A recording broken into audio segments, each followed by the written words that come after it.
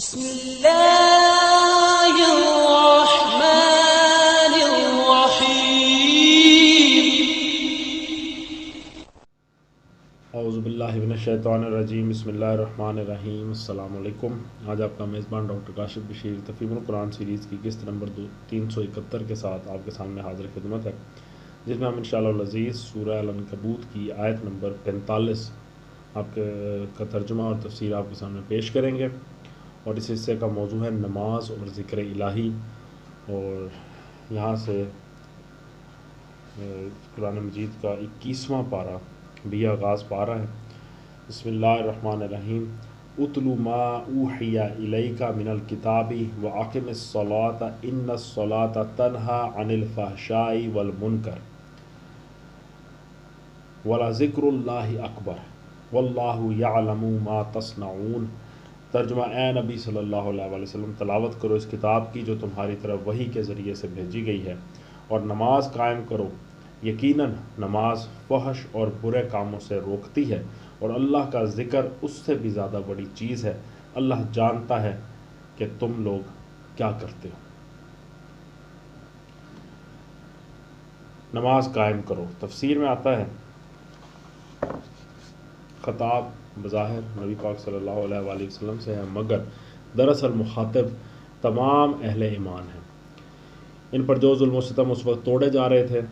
اور ایمان پر قائم رہنے میں جن شدید حوصلہ شکن مشکلات سے ان کو سابقہ پیش آ رہا تھا، ان کا مقابلہ کرنے کے لیے پچھلے 4 رکوعوں میں صبر و ثبات اور توکل علی اللہ کی مسلسل تلقین کرنے کے بعد اب انہیں عملی تدبیر یہ بتائی جا رہی ہے کہ قرآن کی تلاوت کریں اور نماز قائم کریں، کیونکہ یہ 2 چیزیں ایسی ہیں جو ایک مومن میں وہ مضبوط سیرت اور وہ زبردست صلاحیت پیدا کرتی ہیں جن سے وہ باطل کی بڑی سے بڑی طغیانیوں اور بدی کے سخت سے سخت طوفانوں کے مقابلے میں نہ صرف کھڑا رہ سکتا ہے بلکہ ان کا منہ پھیر سکتا ہے۔ لیکن تلاوت قرآن اور نماز سے یہ طاقت انسان کو اسی وقت حاصل ہو سکتی ہے جبکہ وہ قرآن کے محض الفاظ کی تلاوت پر اکتفا نہ کرے، بلکہ اس کی تعلیم کو ٹھیک ٹھیک سمجھ کر اپنی روح میں جذب کرتا چلا جائے، اور اس کی نماز صرف حرکات بدن تک محدود نہ رہے بلکہ اس کے قلب کا وظیفہ اور اس کے اخلاق و کردار کی قوت محرکہ بن جائے۔ نماز کے وصف مطلوب کو تو آگے کے فقرے میں قرآن خود بیان کر رہا ہے۔ رہی تلاوت تو اس کے متعلق یہ جان لینا چاہیے کہ جو تلاوت آدمی کے حلق سے تجاوز کر کے اس کے دل تک نہیں پہنچتی، وہ اسے کفر کی طغیانیوں کے مقابلے میں طاقت تو درکنار خود ایمان پر قائم رہنے کی طاقت بھی نہیں بخش سکتی۔ جیسا کہ حدیث میں ایک گروہ کے متعلق آیا ہے، ترجمہ ہے، وہ قرآن پڑھیں گے مگر قرآن ان کے حلق سے نیچے نہیں اترے گا، وہ دین سے اس طرح نکل جائیں گے جیسے تیر کمان سے نکل جاتا ہے۔ ریفرنس ہے صحیح بخاری، صحیح مسلم، موطا۔ در حقیقت جس تلاوت کے بعد آدمی کے ذہن و فکر اور اخلاق و کردار میں کوئی تبدیلی نہ ہو بلکہ قرآن پڑھ کر بھی آدمی وہ سب کچھ کرتا رہے جس سے قرآن منع کرتا ہے، وہ ایک مومن کی تلاوت ہے ہی نہیں۔ اس کے متعلق تو نبی صلی اللہ علیہ وسلم صاف فرماتے ہیں، ترمذی بروایت صہیب رومی رضی اللہ تعالیٰ عنہ، کہ قرآن پر ایمان نہیں لایا وہ شخص جس نے اس کی حرام کی ہوئی چیزوں کو حلال کر لیا۔ ایسی تلاوت آدمی کے نفس کی اصلاح کرنے اور اس کی روح کو تقویت دینے کے بجائے اس کو اپنے خدا کے مقابلے میں اور زیادہ ڈھیٹ اور اپنے ضمیر کے آگے اور زیادہ بے حیا بنا دیتی ہے، اور اس کے اندر کریکٹر نام کی کوئی چیز باقی نہیں رہنے دیتی۔ کیونکہ جو شخص قرآن کو خدا کی کتاب مانے اور اسے پڑھ کر یہ معلوم بھی کرتا رہے کہ اس کے خدا نے اسے کیا ہدایات دی ہیں اور پھر اس کی ہدایات کی خلاف ورزی کرتا چلا جائے، اس کا معاملہ تو اس مجرم کا سا ہے جو قانون سے ناواقفیت کی بنا پر نہیں بلکہ قانون سے خوب واقف ہونے کے بعد جرم کا ارتکاب کرتا ہے۔ اس پوزیشن کو سرکار رسالت مآب صلی اللہ علیہ وآلہ وسلم نے ایک مختصر سے فقرے میں بہترین طریقے پر یوں واضح فرمایا ہے، ریفرنس ہے صحیح مسلم، کہ قرآن حجت ہے تیرے حق میں یا تیرے خلاف، یعنی اگر تو قرآن کی ٹھیک ٹھیک پیروی کرتا ہے تو وہ تیرے حق میں حجت ہے۔ دنیا سے آخر تک جہاں بھی تجھ سے باز پرس ہو تو اپنی صفائی میں قرآن کو پیش کر سکتا ہے کہ میں نے جو کچھ کیا ہے اس کتاب کے مطابق کیا ہے۔ اگر تیرا عمل واقعی اس کے مطابق ہوا تو نہ دنیا میں کوئی قاضی اسلام تجھے سزا دے سکے گا اور نہ آخرت میں دادر محشر ہی کہ ہاں اس پر تیری پکڑ ہوگی۔ لیکن اگر یہ کتاب تجھے پہنچ چکی ہو اور تو نے اسے پڑھ کر یہ معلوم کر لیا ہو کہ تیرا رب تجھ سے کیا چاہتا ہے، کس چیز کا تجھے حکم دیتا ہے اور کس چیز سے تجھے منع کرتا ہے، اور پھر تو اس کے خلاف رویہ اختیار کرے تو یہ کتاب تیرے خلاف حجت ہے، یہ تیرے خدا کی عدالت میں تیرے خلاف فوجداری کا مقدمہ اور زیادہ مضبوط کر دے گی۔ اس کے بعد ناواقفیت کا عذر پیش کر کے بچ جانا ممکن نہیں رہے گا۔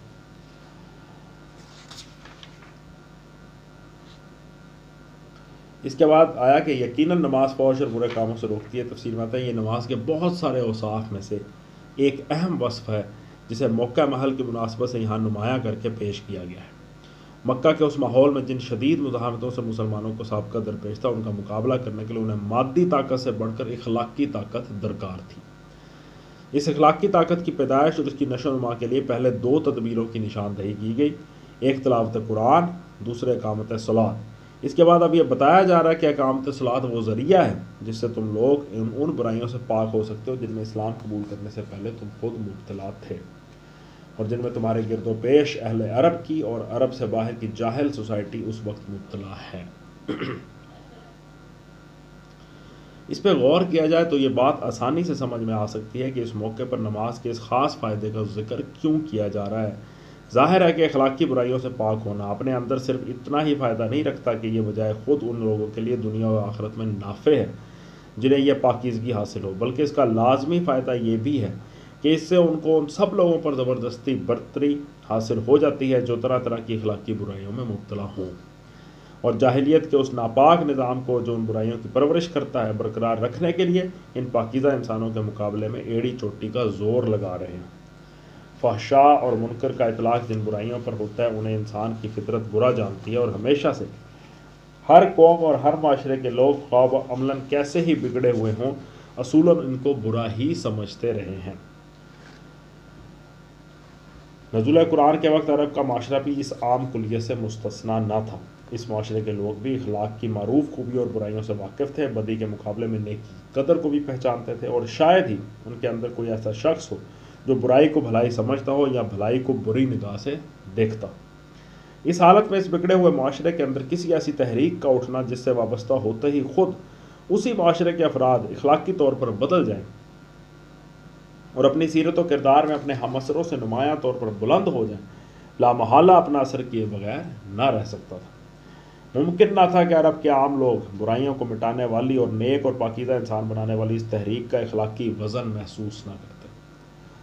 اور اس کے مقابلے میں محض جاہلی تعصبات کے کھوکھلی نعروں کی بنا پر ان لوگوں کا ساتھ دیے جاتے جو خود اخلاقی برائیوں میں مبتلا تھے اور جاہلیت کے اس نظام کو قائم رکھنے کے لیے لڑ رہے تھے، جو ان برائیوں کے بجائے نماز قائم کرنے کی تلقین کی تاکہ یہ مٹھی بھر انسانی اخلاق کی وہ طاقت اپنے اندر پیدا کر لیں جو لوگوں کے دل جیت لے اور تیر و تفنگ کے بغیر دشمنوں کو شکست دے دے۔ نماز کی یہ خوبی جو اس آیت میں بیان کی گئی ہے اس کے 2 پہلو ہیں۔ ایک اس کا وصف لازم ہے، یعنی یہ کہ وہ فحشاء اور منکر سے روکتی ہے، اور دوسرا اس کا وصف مطلوب ہے، یعنی یہ کہ اس کا پڑھنے والا واقعی فحشاء اور منکر سے روک جائے، اس کے اندر یہ احساس پیدا ہو۔ جہاں تک روکنے کا تعلق ہے نماز لازماً یہ کام کرتی ہے۔ جو شخص بھی نماز کی نوعیت پر ذرا سا غور کرے گا وہ تسلیم کرے گا کہ انسان کو برائیوں سے روکنے کے لیے جتنے بریک بھی لگانے ممکن ہیں ان میں سب سے زیادہ کارگر بریک نماز ہی ہو سکتی ہے۔ آخر اس سے بڑھ کر مؤثر ماننے اور کیا ہو سکتا ہے کہ آدمی کو ہر روز دن میں 5 وقت خدا کی یاد کے لیے بلایا جائے اور اس کے ذہن میں یہ بات تازہ کی جائے کہ تو اس دنیا میں آزاد و خود مختار نہیں ہے بلکہ خدا کا بندہ ہے، اور تیرا خدا وہ ہے جو تیرے کھلے اور چھپے تمام اعمال سے حتیٰ کہ تیرے دل کے ارادوں اور نیتوں تک سے واقف ہے، اور ایک وقت ضرور ایسا آنا ہے جب تجھے اس خدا کے سامنے پیش ہو کر اپنے اعمال کی جواب دہی کرنی ہوگی۔ پھر اس یاد دہانی پر بھی اکتفا نہ کی جائے بلکہ آدمی کو عملاً ہر نماز کے وقت اس بات کی مشق کرائی جاتی رہے کہ وہ چھپ کر بھی اپنے خدا کے کسی حکم کی خلاف ورزی نہ کرے۔ نماز کے لیے اٹھنے کے وقت سے لے کر نماز ختم کرنے تک مسلسل آدمی کو وہ کام کرنے پڑتے ہیں جن میں اس کے اور خدا کے سوا کوئی تیسری ہستی نہیں ہوتی، کہ اس شخص نے خدا کے قانون کی پابندی کی ہے یا اسے توڑ دیا ہے۔ مثلاً اگر آدمی کا وضو ساقط ہو چکا ہے، ٹوٹ گیا نماز کے دوران، اور وہ نماز پڑھنے کھڑا ہو جائے تو اس کے اور خدا کے سوا آخر کسے معلوم ہو سکتا ہے کہ وہ وضو سے نہیں ہے۔ اگر آدمی نماز کی نیت ہی نہ کرے اور بظاہر رکوع و سجود اور قیام و قعود کرتے ہوئے اذکار نماز پڑھنے کے بجائے خاموشی کے ساتھ غزلیں پڑھتا رہے تو اس کے اور خدا کے سوا کسی پر یہ راز فاش ہو سکتا ہے کہ اس نے دراصل نماز نہیں پڑھی ہے۔ بہت خوبصورت باتیں۔ اس کے باوجود جب آدمی جسم اور لباس کی طہارت سے لے کر نماز کے ارکان اور اذکار تک قانون خداوندی کی تمام شرائط کے مطابق ہر روز 5 وقت نماز ادا کرتا ہے تو اس کا معنی یہ ہے کہ اس نماز کے ذریعے سے روزانہ کئی بار اس کے ضمیر میں زندگی پیدا کی جا رہی ہے، اس کا ضمیر جگا دیا جاتا ہے بار بار،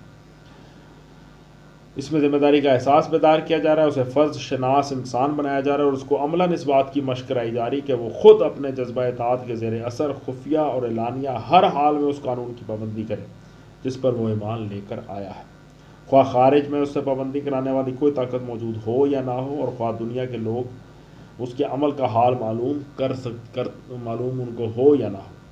اس لحاظ سے دیکھا جائے تو یہ ماننے کے سوا چارہ نہیں ہے کہ نماز صرف یہی نہیں کہ آدمی کو فحشاء و منکر سے روکتی ہے، بلکہ در حقیقت دنیا میں کوئی دوسرا طریقہ تربیت ایسا نہیں ہے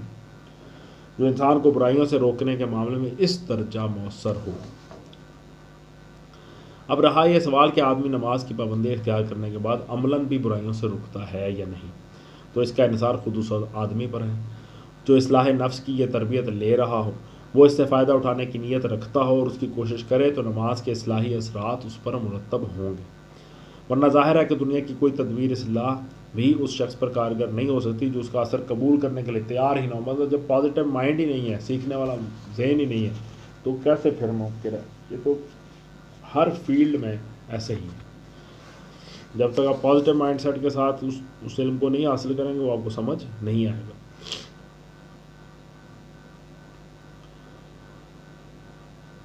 اس کی مثال ایسی ہے جیسے غذا کی لازمی خاصیت بدن کا تغذیہ اور نشو و نما یعنی گروتھ اس کی کرانی ہے۔ غذا کھانا رزق ہم اس لیے کھاتے ہیں، لیکن یہ فائدہ اسی صورت میں حاصل ہو سکتا ہے جبکہ آدمی اسے جزو بدن بننے دے۔ اگر کوئی شخص ہر کھانے کے بعد فوراً کیا کر دے، ساری غذا باہر نکال دے، تو کیسے ممکن ہے کہ اس کے بدن پہ اس کا کوئی پازیٹیو اثر ہوگا؟ کیونکہ فلاں شخص کھانا کھانے کے باوجود سوکھتا چلا جا رہا ہے۔ اب یہ اگر کوئی کسی کے بارے میں کہا جا رہا ہے، اسی طرح بدعمل نمازی کی مثال پیش کر کے آپ یہ نہیں کہہ سکتے کہ نماز برائیوں سے روکنے والی نہیں ہے۔ نماز کا قصور نہیں ہے، بندے کا قصور زیادہ ہے، کیونکہ فلاں شخص نماز پڑھنے کے باوجود بدعمل ہے۔ ایسے نمازی کے متعلق تو یہ کہنا زیادہ صحیح ہے کہ وہ در حقیقت نماز نہیں پڑھتا، جیسے کھانا کر دینے والے کے متعلق یہ کہنا زیادہ صحیح ہے کہ وہ در حقیقت کھانا نہیں کھاتا۔ ٹھیک یہی بات ہے جو متعدد احادیث میں نبی صلی اللہ علیہ وآلہ وسلم اور بعض اکابر صحابہ و تابعین سے مروی ہوئی ہے۔ عمران بن حسین کی روایت ہے کہ حضور صلی اللہ علیہ وآلہ وسلم نے فرمایا، ترجمہ ہے، جسے اس کی نماز نے فحش اور برے کاموں سے نہ روکا اس کی نماز نہیں ہے۔ ابن ابی حاتم میں اس کا ریفرنس ہے۔ ابن عباس حضور صلی اللہ علیہ وسلم کا یہ ارشاد نقل کرتے ہیں، ابن ابی حاتم اور طبرانی میں آیا، ترجمہ ہے، جس کی نماز نے اسے فحش اور برے کاموں سے نہ روکا اس کو اس کی نماز نے اللہ سے اور زیادہ دور کر دیا۔ یہی مضمون جناب حسن بصری رضی اللہ تعالیٰ عنہ نے بھی حضور صلی اللہ علیہ وآلہ وسلم سے مرسلاً روایت کیا ہے ابن جریر اور بہقی میں۔ پھر ابن مسعود رضی اللہ تعالیٰ عنہ سے حضور صلی اللہ علیہ وسلم کا یہ ارشاد مروی ہے، جس کا ترجمہ اس شخص کی کوئی نماز نہیں ہے جس نے نماز کی اطاعت نہ کی، اور نماز کی اطاعت یہ ہے کہ آدمی فحشاء و منکر سے رک جائے۔ ریفرنس ہے ابن جریر اور ابن ابی حاتم۔ اسی مضمون کی متعدد اقوال حضرات عبداللہ بن مسعود، عبداللہ بن عباس، حسن بصری، قتادہ اور عامش وغیرہ سے منقول ہے۔ امام جعفر صادق فرماتے ہیں، جو شخص یہ معلوم کرنا چاہے کہ اس کی نماز قبول ہوئی ہے یا نہیں، اسے دیکھنا چاہیے کہ اس کی نماز نے اسے فحشاء اور منکر سے کہاں تک باز رکھا ہے۔ اگر نماز کے روکنے سے وہ برائیاں کرنے سے رک گیا ہے تو اس کی نماز قبول ہوئی ہے۔ ریفرنس ہے روح المعانی۔ اس کے بعد آیت میں آیا، اور اللہ کا ذکر اس سے بھی زیادہ بڑی چیز ہے۔ اس کے کئی معنی ہو سکتے ہیں۔ ایک یہ کہ اللہ کا ذکر یعنی نماز اس سے بزرگ تر ہے، اس کی تاثیر صرف سلبی ہی نہیں ہے کہ برائیوں سے روکے، بلکہ اس سے بڑھ کر وہ نیکیوں پر ابھارنے والی اور سبقت الی الخیرات پر آمادہ کرنے والی چیز بھی ہے۔ دوسرا مطلب یہ ہے کہ اللہ کی یاد بجائے خود بہت بڑی چیز ہے، خیر الاعمال ہے، انسان کا کوئی عمل اس سے افضل نہیں ہے۔ تیسرا مطلب یہ ہے کہ اللہ کو تمہیں یاد کرنا تمہارے اس کو یاد کرنے سے زیادہ بڑی چیز ہے۔ قرآن میں اللہ تعالیٰ کا ارشاد ہے، فَاذْكُرُونِی أَذْكُرْكُمْ، سورہ البقرہ کی آیت نمبر 152۔ ترجمہ، تم مجھے یاد کرو میں تمہیں یاد کروں گا۔ بس جب بندہ نماز میں اللہ کو یاد کرے گا تو لا محالہ اللہ بھی اس کو یاد کرے گا، اور یہ فضیلت کہ اللہ کسی بندے کو یاد کرے اس سے بزرگ تر ہے کہ بندہ اللہ کو یاد کرے۔ ان تین مطالب کے علاوہ ایک اور لطیف مطلب یہ بھی ہے کہ جسے حضرت ابو الدرداء رضی اللہ تعالیٰ عنہ کی اہلیہ محترمہ نے بیان کیا ہے کہ اللہ تعالیٰ کی یاد نماز تک محدود نہیں ہے، بلکہ اس کا دائرہ اس سے بہت زیادہ وسیع ہے۔ جب آدمی روزہ رکھتا ہے یا زکوٰۃ دیتا ہے یا کوئی نیک کام کرتا ہے تو لا محالہ اللہ کو یاد ہی کرتا ہے، تبھی تو اس سے وہ عمل نیک صادر ہوتا ہے۔ اسی طرح جب آدمی کسی برائی کے مواقع سامنے آنے پر اس سے پرہیز کرتا ہے تو یہ بھی اللہ کی یاد ہی کا نتیجہ ہے۔ اس لیے یاد الہی ایک مومن کی پوری زندگی پر حاوی ہوتی ہے۔ صدق اللہ العلی العظیم۔ الحمدللہ آج ہم نے سورۃ العنکبوت کی آیت نمبر 45 کا ترجمہ اور تفسیر آپ کے سامنے پیش کیا۔ اللہ تعالیٰ سے دعا ہے کہ اللہ تعالیٰ ہمیں نماز پنجگانہ کی صحیح طرح سے خشوع و خضوع کے ساتھ پابندی کرنے کی توفیق عطا فرمائے، وقت پہ پڑھنے کی توفیق عطا فرمائے، جماعت کے ساتھ پڑھنے کی توفیق عطا فرمائے، بڑی لگن کے ساتھ پڑھنے کی توفیق عطا فرمائے، بڑی خوبصورتی کے ساتھ ادا کرنے کی توفیق عطا فرمائے، اور اس پہ عمل کرنے کی، یعنی کہ اس کا جو نتیجہ ہے فحشاء اور منکرین یعنی گناہوں سے بچنے کی، بدیوں سے بچنے کی، برے کاموں سے پرہیز کرنے کی بھی توفیق اللہ تعالیٰ عطا فرمائے۔ اسی دعا کے ساتھ آپ سے اجازت چاہیں گے، اپنا بہت خیال رکھیں۔ آپ لوگوں کو بہت بہت شکریہ۔ اللہ حافظ۔